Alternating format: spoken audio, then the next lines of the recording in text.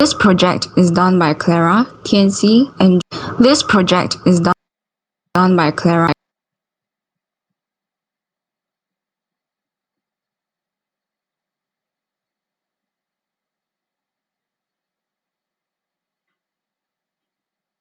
This project is done by Clara, TNC, and Giovanna myself. We are Team Mannshaft, and in this video, we will be analyzing J.S Bach's Invention 9 in F minor, BWV 780. There were some challenges that surfaced when I was practicing this piece. Firstly, I played the higher notes in every leaping motif too strikingly, as I initially felt that they have to be accentuated by making them louder, but that is not the case. Instead, I have to play the leaping motifs with a stretched feeling. I also played every note too individualistically, which was not desirable. Instead, I had to change by giving them a rounder phrasing to sound like mini parts that fit perfectly into the counterpoint piece. After experiencing these challenges, my lecturer told me to research more on this piece for a better understanding. I found the sincere instructions written by Bach, who wants us to play in a cantabile manner, that is, in a singing style, and playing clearly in two parts. In this autograph manuscript, we can see that there are already slurs handwritten by Bach. This emphasizes the cantabile manner, referring to the legato articulation that we are supposed to execute in our performance. After knowing how Bach wants us to play the piece, I was also curious on how Bach structured the piece. I found that this piece is in the tripartite form, labeled in sections A, B, and a smaller and modified section of the Return of A. Section A, in the key of F minor, modulates to section B, in the key of C minor, which is the dominant key, through an imperfect cadence. There is a change of color that we have to show in our performance.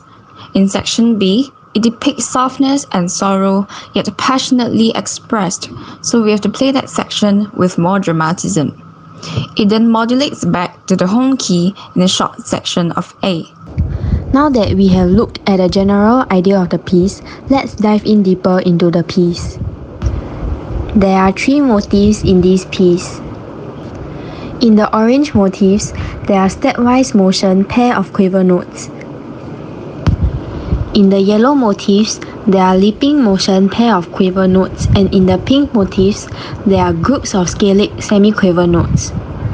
Now let's talk about the relationship among the three motifs. The scalic motifs in pink and leaping quaver motifs in yellow are always interconnected. There is always a diagonal shape idea in every bar.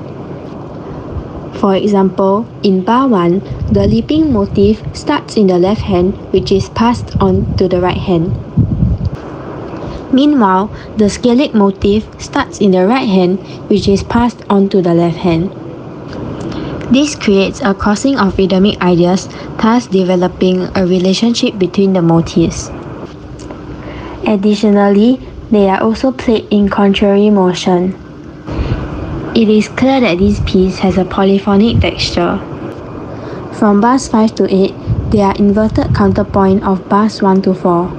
The melody in right hand from bars 29 to 32 are repetition of bars 1 to 4.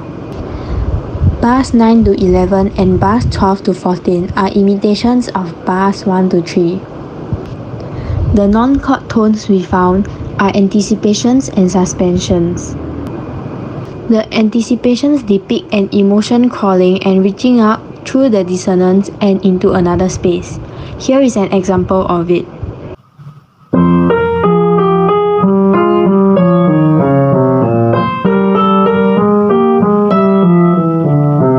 The suspensions display the prolonged sense of sadness that seeps into the next bar, which is resolved immediately. Here is an example of it.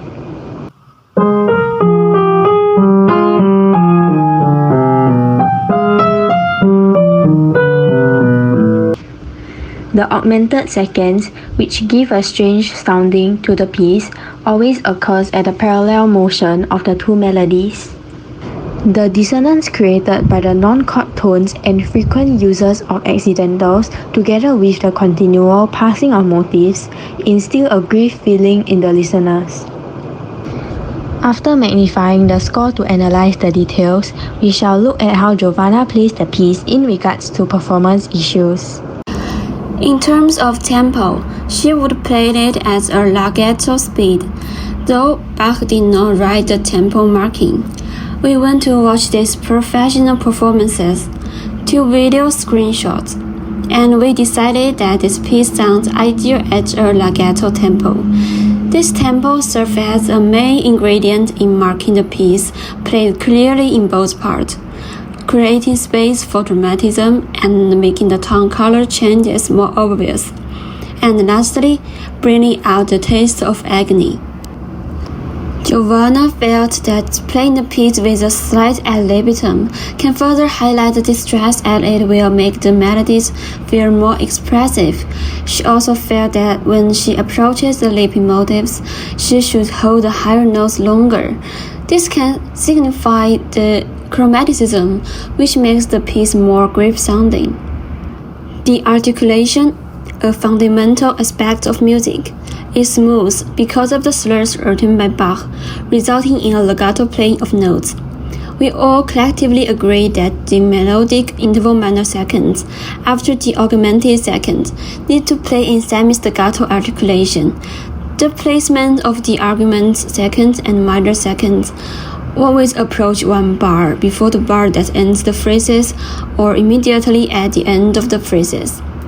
The semi-staccatos can make the phrasing sound more visible as well.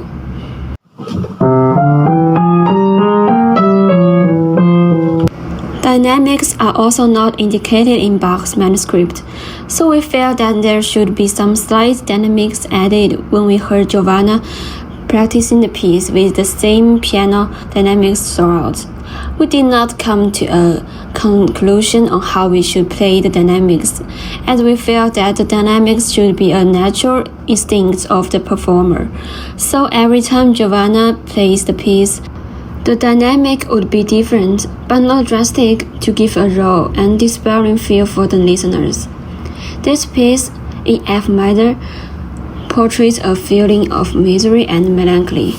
The intensely sad emotions and loneliness is what we have to interpret and express in our performance. Finally, here is the video of Giovanna's performance.